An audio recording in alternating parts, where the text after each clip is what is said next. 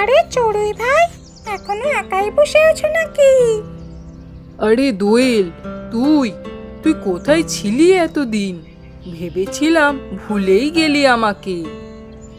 ভোলার প্রশ্নই আসে না।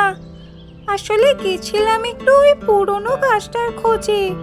আরে সেই রেল লাইনের পাশে, মনে আছে তো? ও, ওই গাছটা! আরে কি করে ভুলবো! আমরা দুজনে মিলে ডাল বেচেছিলাম, বাসা বানিয়েছিলাম, আর সেই ডিমগুলো। হ্যাঁ রে, সেই সময়গুলোই তো ছিল আমাদের জীবনের আসল গান।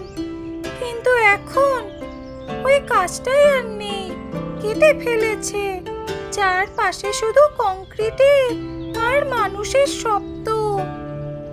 আমিও অনেক দিন ধরেই খুঁজছি একটা নতুন জায়গা, কিন্তু কোথাও যেন মন বসে না। মনে হয় তোকে ছাড়া সেই বাসা আর গড়ে উঠবে না।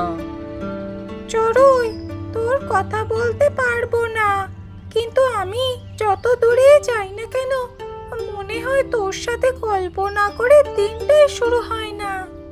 তাহলে চল আবার শুরু করি, নতুন গাছ খুঁজি, আবার বাসা বানাই, আবার একটু রুটি চুরি করি।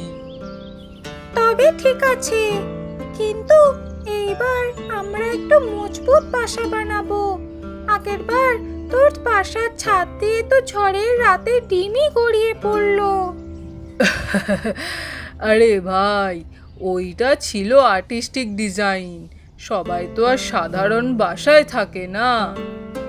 তোর ওই আর্টিস্টিক ডিজাইন এর জন্যই আমাকে তখন 3 রাত ধরে ডাল কুড়োতে হয়েছিল। এইবার আমি নিজেই খড় জোগাড় করব, এমন বাসা বানাবো, বৃষ্টি হোক ঝড় হোক, আমরা দিব্যি গান গাইবো ভিতরে বসে। তুই পাশে থাকলে এমনিতেই সব ঝড় ঠেকানো যায়, জানিস না? এইসব বলিস না ভাই, ডানা ভিজে যাবে তোর চোখের জলেই। তাহলে চলো আমাদের গল্পটা আবার শুরু করি, নতুন পাতায় নতুন ডালে।